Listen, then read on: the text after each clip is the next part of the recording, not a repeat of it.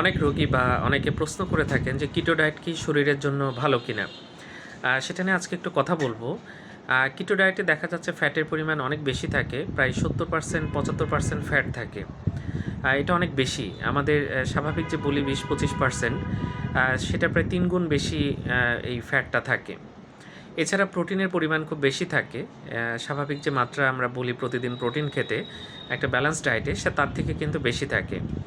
আর carbohydrate খুবই কম থাকে। Carbohydrate আমরা প্রায় বলি যে 55 থেকে 60 ভাগ কার্বোহাইড্রেট থাকা উচিত, সেখানে কিন্তু কার্বোহাইড্রেটের পরিমাণ অনেক বেশি কম থাকে এই কিটো ডায়েটে। তাহলে চর্বি বেশি, প্রোটিন বেশি, কিন্তু কার্বোহাইড্রেট কম। একটা অসুবিধা হচ্ছে এটা গরিব মানুষের জন্য কঠিন, যে খাবারগুলোর কথা বলা হয় প্রোটিন, ফ্যাট, এগুলোর দাম বেশি, এগুলো সবাই খেতে পারবেন না, প্রথম কথা। দ্বিতীয় কথা, এগুলো যদি দীর্ঘদিন খান তাহলে কিন্তু বিভিন্ন রকম পার্শ্ব প্রতিক্রিয়া হতে পারে।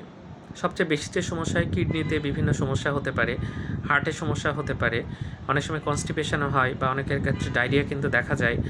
এরকম সমস্যা কিন্তু হতে থাকে। এছাড়া হজমের সমস্যা, প্যানক্রিয়াসের সমস্যা, বিভিন্ন রকম সমস্যা কিন্তু দেখা যেতে পারে। এছাড়া থাইরয়েডেও কিন্তু সমস্যা হয়। কিটো ডায়েটের এই অনেকগুলো অসুবিধা আছে। আর দীর্ঘদিন এটা করলে শরীরে অনেক রকম ক্ষতি হতে পারে। ব্যালেন্স ডায়েট কিন্তু অনেক কিছু প্ল্যান প্রোগ্রাম করেই কিন্তু এটা তৈরি করা হয়েছে সারা বিশ্বে সবার জন্য। এখন সেই তুলনায় যদি এরকম কিটো ডায়েট সবাই গ্রহণ করে তাহলে কিন্তু বেশ বিপদে পড়তে পারেন, এবং এই যে সমস্যাগুলোর কথা বললাম এগুলো হতে পারে। ধন্যবাদ সবাইকে।